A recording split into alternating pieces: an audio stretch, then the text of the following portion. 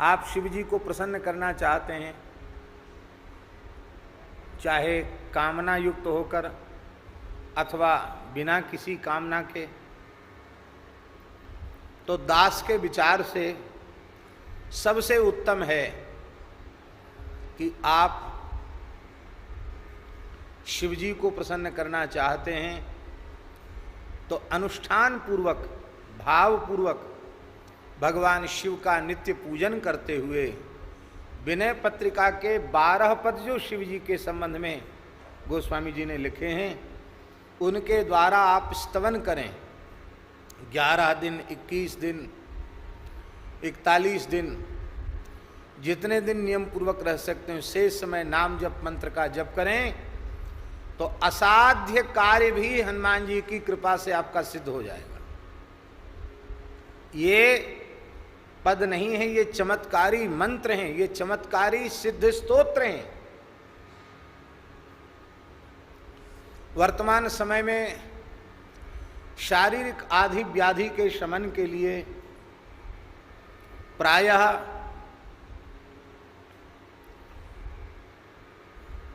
पंडित लोग बता देते हैं कि आपका ये खराब चल रहा है, ये आपका अमुक ग्रह का मार्केश चल रहा है, ये दशा आपकी खराब चल रही है, तो अब क्या करें? बोले 1.25 लाख महामृत्युंजय का जप कराओ, रुद्राभिषेक कराओ,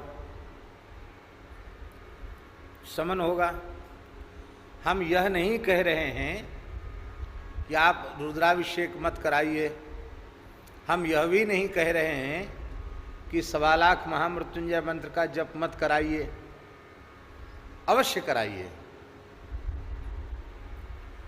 पर स्वयं भी कुछ कीजिए।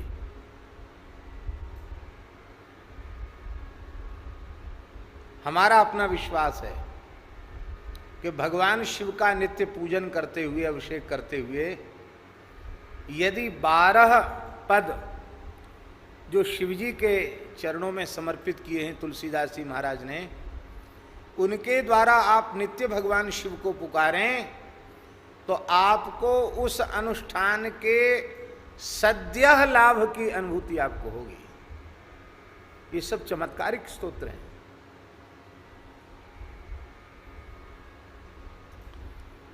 आप लोग अन्यथा न माने, मंत्र में दोष नहीं है। मंत्रों की जो महिमा लिखी है हमारे शास्त्रों में, वह अक्षरशः सत्य है। पर हम यदि उस मंत्र का जप विधि पूर्वक नहीं कर रहे हैं, सावधानी पूर्वक नहीं कर रहे हैं, और सकाम कोई संकल्प भी पढ़ रहे हैं, तो हो सकता है कि कुछ का कुछ हो जाए।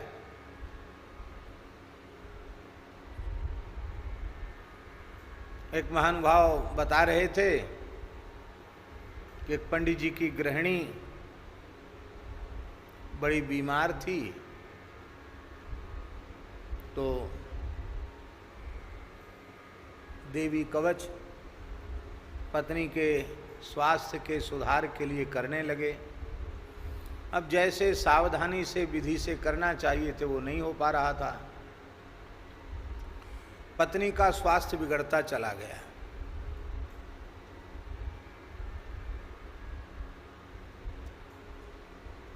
एक दिन उनको बड़ी गुस्सा आई देवी जी के ऊपर, थोड़ी खरी खोटी भी सुनाई और कहा मैं दिन दिन भर पाठ करता हूँ, मेरी गृहिणी की हालत बिगड़ती चली जा रही है, क्या कर रही हो भगवती?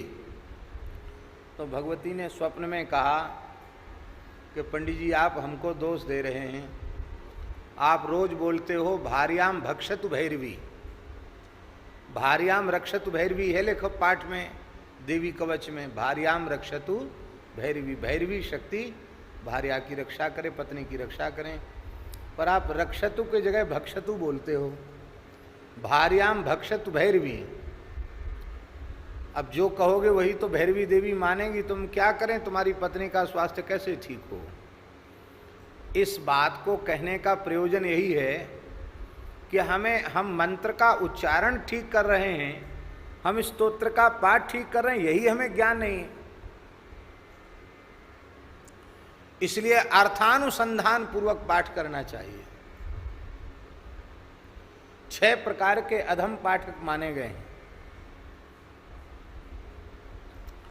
गीति, शीघ्री, शिरः कंपी तथा लिखित पाठकः, अनर्थज्ञोल्पकंठश्च षडेते पाठकाधमाः। ये 6 अधम पाठक हैं। ये 6 दोष होंगे आपके पाठ पूजा में तो आपको पूरा लाभ नहीं मिलेगा। गीति, गाना तो चाहिए, पर किसी को तो गड़प सरवर सरवर सरवर सरवर सरवर सरवर जल्दी कर दिया, किसी को गाने लगे तो लंबा गाते चले गए, वो एक दोष है। एक लय में, एक ध्वनि में, एक स्वर में पाठ करो।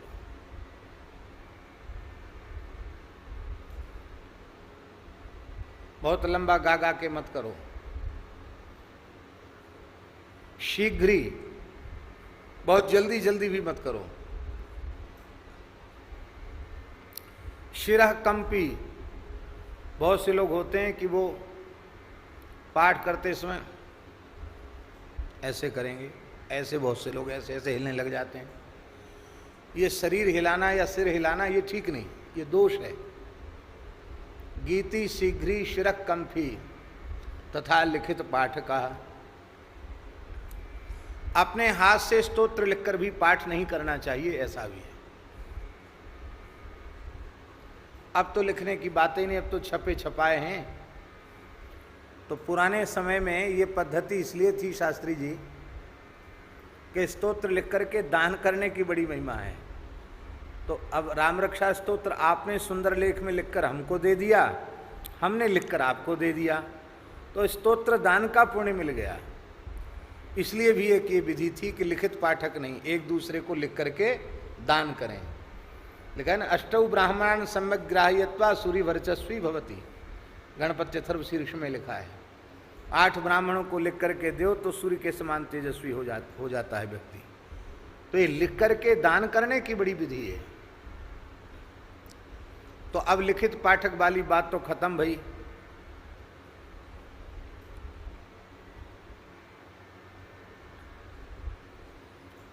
खो गया हमारा, पता नहीं कहाँ गया।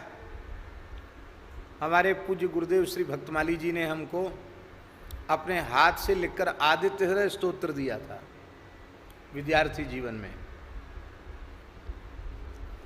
उस समय महाराज जी ने कहा था कि अपने हाथ से लिखकर स्तोत्र का पाठ निषिद्ध है।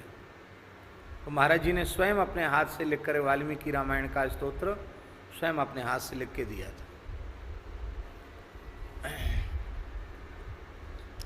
तथा लिखित पाठ का अनर्थज्ञ, अनर्थज्ञ पाठ तो कर रहे हैं पर अर्थ का अनुसंधान नहीं हो रहा है। इसका अर्थ क्या है?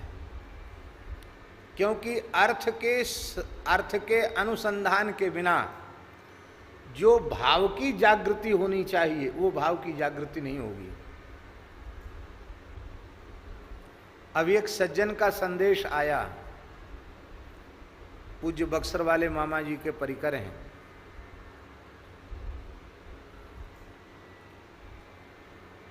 मिश्रा जी। तो बोले सरकार, श्री मामा जी सरकार गुरुदेव की आज्ञा से, आपकी आज्ञा से लंबे समय से 11 पद रोज कर रहे थे, लेकिन अब जब से इस पर व्याख्यान शुरू हुआ है तो एक एक पद को सुनकर के अब इतना भाव जग गया कि अब हम कह नहीं सकते। तो ये होता है, पाठ लोग करते हैं, लेकिन जब एक एक पंक्ति खोल करके सुनते हैं तब उसमें और विशेष भाव की जागृति होती है। इसलिए भाव का जागरण होगा तो ही पाठ का लाभ मिलेगा। तो भाव का जागरण कैसे होगा? जब हम अर्थानुसंधान करेंगे तो भाव का जागरण होगा। तो बिना अर्थ समझे पाठ करना भी एक दोष है। और ये 5 दोष हो गए। अंतिम दोष है अल्पकंठा। बहुत से लोग कहते हैं हम तो दृष्टि पाठ करते हैं। दृष्टि पाठ जानते हैं ना?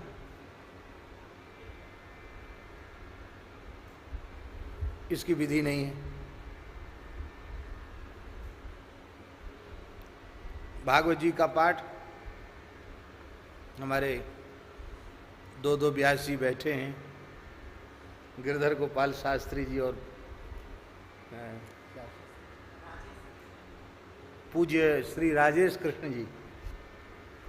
तो प्रायः भागवत की कथाओं में पाठक जो होते हैं ऐसे होता है ना, उंगलियां श्लोक के ऊपर फिरा के, ये भी एक पाठ का दोष है। बहुत से लोग करेंगे भी तो यम प्रभुजन मनोवेद दोष में। अब क्या समझ में आया आपके? आया समझ में? हमने बोला यम प्रव्रजंत मनुपेत मपेत कृत्यम, ये बोला हमने, आपकी समझ में आया? ये हुआ अल्पकंठ। मिर मिर मिर मिर कर रहे हैं भीतर ही भीतर, पता ही नहीं चल रहा क्या कह रहे हैं। ये है अल्पकंठ। ये 6 प्रकार के दोष न होंगे तो पाठ से पूरे लाभ की अनुभूति होगी। अब हम आपसे पूछते हैं, क्या जप पाठ में वर्तमान समय में अनुष्ठान में ये सावधानियां रखी जाती हैं? प्रायः नहीं रखी जाती। और एक यंत्र इतना खतरनाक यंत्र है,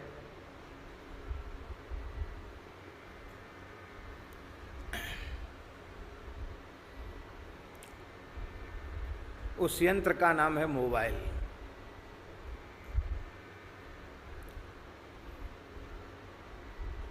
ये मोबाइल जब से आ गया तब से तो महामृत्युंजय मंत्र जैसे मंत्र और ही सफल नहीं हो रहे, क्योंकि मुंह में गुटखा सुपारी दबी हुई है और जप चल रहा है महामृत्युंजय का, उसी में घंटी बज गई,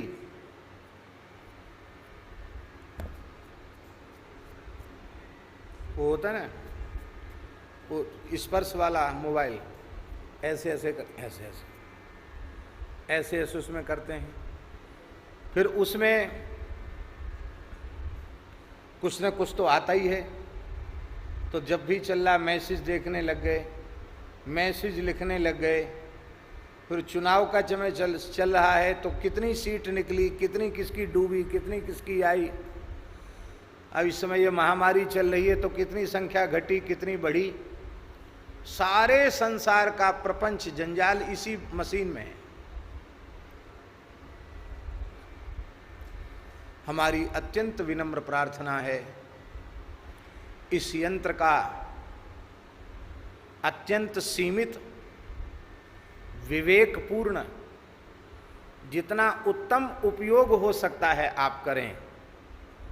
इसके अतिरिक्त बहुत अच्छा है इस यंत्र से अपने आप को बचा कर रखें। ये आपके साधन का और आपके स्वयं का सर्वनाश करने वाला यंत्र है।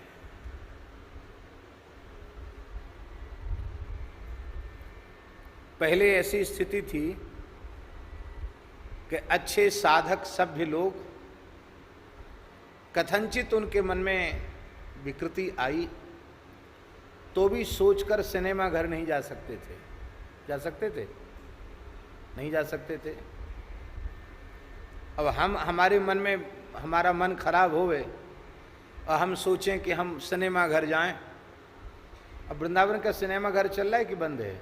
बंद है। अच्छा, हमारा मन हो कि हम सिनेमा घर जावें और हम मान लो चले भी गए तो लोग पर्दे की ओर कम देखेंगे, हमारे चेहरे को ज़्यादा देखेंगे।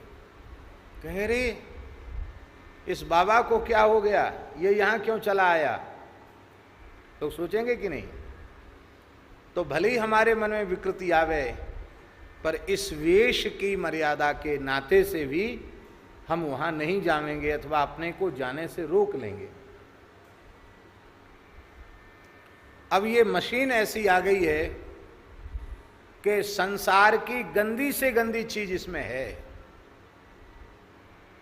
घृणित से घृणित वस्तु, गंदी से गंदी वस्तु इसमें है। और इस यंत्र के द्वारा वैसे तो भगवत प्राप्ति की ओर लोग बढ़ ही नहीं रहे हैं, कथनचित थोड़ा मोड़ा सत्संग के माध्यम से बढ़ते हैं, पर इस यंत्र के कुसंग के कारण वे कई बार पतन के रास्ते पर चले जाते हैं। बहुत उत्तम पक्ष तो यह है कि रखो ही मत, छुओ ही मत, सर्वोत्तम पक्ष। पर उतना नहीं कर सकते हो तो उससे थोड़ा एक सीढ़ी नीचे ऐसी मशीन रखो जिसमें भी विशेष फंक्शन न हो, काम चले। यही तो प्रयोजन है ना, काम चले, काम तो चल जाएगा। कथनचित इतना भी नहीं कर सकते हो, अब वही आपको मोबाइल रखना है स्पर्श वाला, क्या कहते हैं उसको, टच वाला, स्पर्श वाला, तो फिर इतना विवेक संपन्न बनिए कि हम उसका अत्यल्प और अत्यंत उत्तम उपयोग करें। जैसे अब ये विनय पत्रिका चल रही है और YouTube पर इसको ये भैया डाल रहे हैं, तो तमाम लोग मोबाइल के माध्यम से ही देख रहे हैं, अथवा जिन्हें आता है तो मोबाइल को टीवी से कनेक्ट कर देते हैं, तो वो मोबाइल में नहीं टीवी में फिर पूरा घर एक साथ देख सकता है। YouTube से कनेक्ट हो जाती है टीवी, रंगीन टीवी, तो पूरा परिवार भी देख सकता है, सुन सकता है। तो ये तो हुआ उत्तम उपयोग। लेकिन इस उत्तम उपयोग के साथ यदि आप गलत उपयोग भी करते हैं तो उत्तम उपयोग से जो लाभ आपको मिलना चाहिए वो लाभ आपको नहीं मिलेगा। क्या देख रहे हो, बोले कार्टून देख रहे हैं। क्या कर रहे हो, बोले गेम खेल रहे हैं। चलो ठीक है, आपने कार्टून देखे, गेम खेले, लेकिन आपका अमूल्य समय नष्ट हुआ कि नहीं हुआ? जिस समय में आपको नाम जप करना चाहिए, आपको साधन करना चाहिए, स्वाध्याय करना चाहिए, वो समय आपका चला गया। अति आवश्यक समाचार हमको सुनने पड़ते, फोन बहुत जरूरत होती तो कभी करना भी पड़ता है, पर अब तक हमारे जीवन में ये समस्या बनी हुई है कि हमारे पास समय ही नहीं है। हम स्वयं निश्चय नहीं कर पाए कि हम कब फोन करें, कब सुने, समय बचता ही नहीं है।